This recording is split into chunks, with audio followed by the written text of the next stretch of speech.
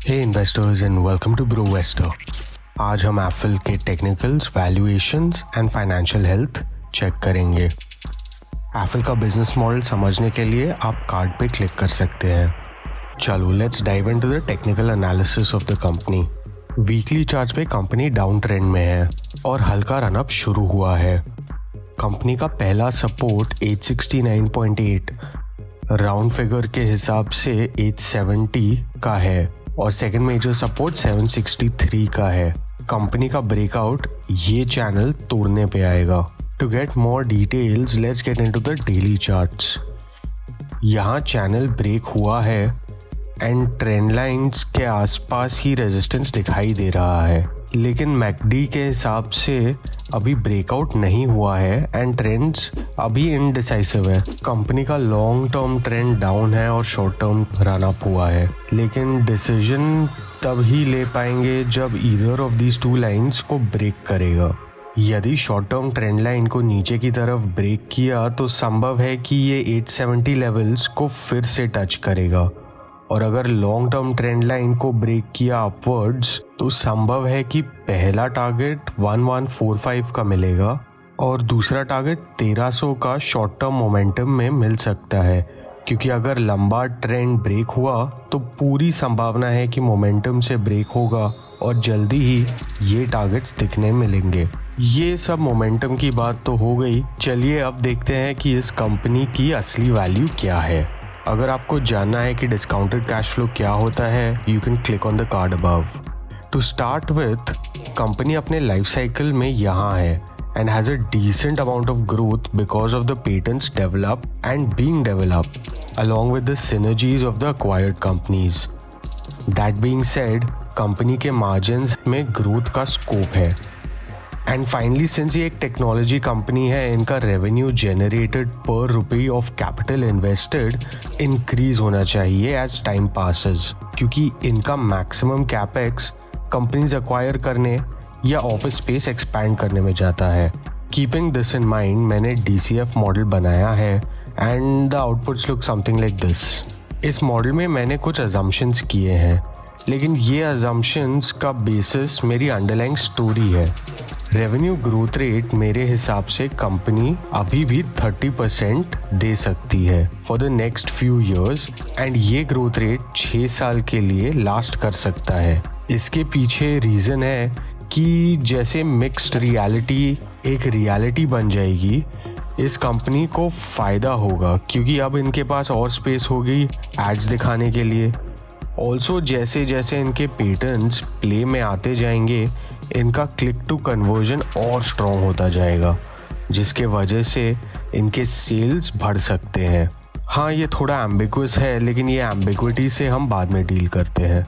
इस कंपनी के मार्जिन्स अभी सॉफ्टवेयर कंपनी के हिसाब से लो है, बट दैट इज़ बिकॉज इनको inventory, that is digital space खरीदना पड़ता है to show ads, and this is the reality of the company.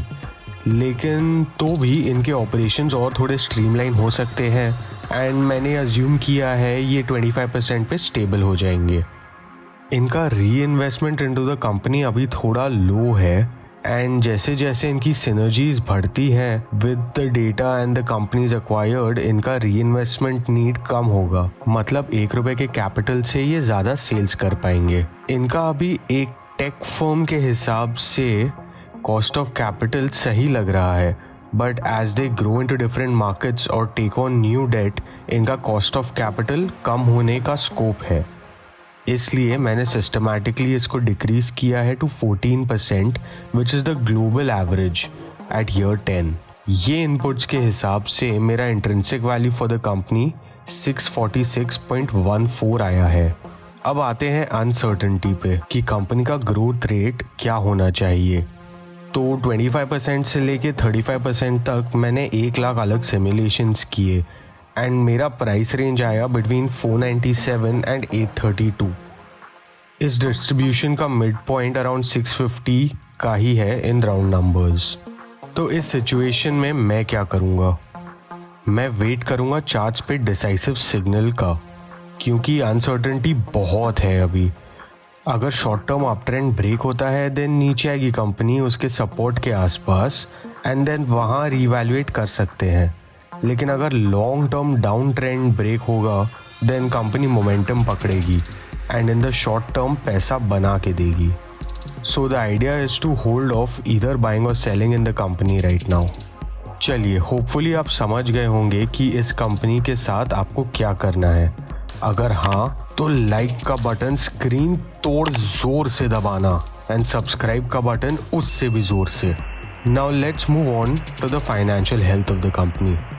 Company के सेल्स ईयर ऑन ईयर काफ़ी स्ट्रांगली ग्रो कर रहे हैं एंड ये पिछले 3 इयर्स में कंपनी की सेल्स ऑलमोस्ट 5x बढ़ी है। कंपनी का ऑपरेटिंग मार्जिन्स एक टेक कंपनी के हिसाब से लो है, बट एज डिस्कस्ड अर्लियर ये कॉस्ट इनको बेयर करनी ही पड़ेगी इस फील्ड में। कंपनी की अदर इनकम बढ़ी है और इसमें टेंशन लेने की कोई बात नहीं है। ये है इनके एक्विजिशंस की वजह से और एक्सचेंज रेट डिफरेंसेस की वजह से। कंपनी का interest cost and depreciation in line है। कंपनी का net profit year on year grow तो हुआ है but is not as impressive as जो पहले हुआ था, बट नॉनदलेस ग्रो तो हुआ है। बैलेंस शीट पे कंपनी का रिजर्व स्ट्रॉन्ग है एंड बोरोइंग्स हेल्दी है। कंपनी के फिक्स्ड एसेट्स बढ़े हैं and this is mainly because of the acquisitions that they have done. Company का cash flow from operation stable है and year on year increase हो रहे हैं, बट नेट कैश फ्लो थोड़ा एराटिक है and this is because of borrowing, share selling and acquisitions. Company का share holding pattern में promoter holding stable है। FIIs ने अपना स्टेक बेचा है एंड DIIs ने उतना ही स्टेक बढ़ाया है। पब्लिक होल्डिंग स्टेबल है। If you like this video, make sure you check out this video next and don't forget to like, share and subscribe to the channel.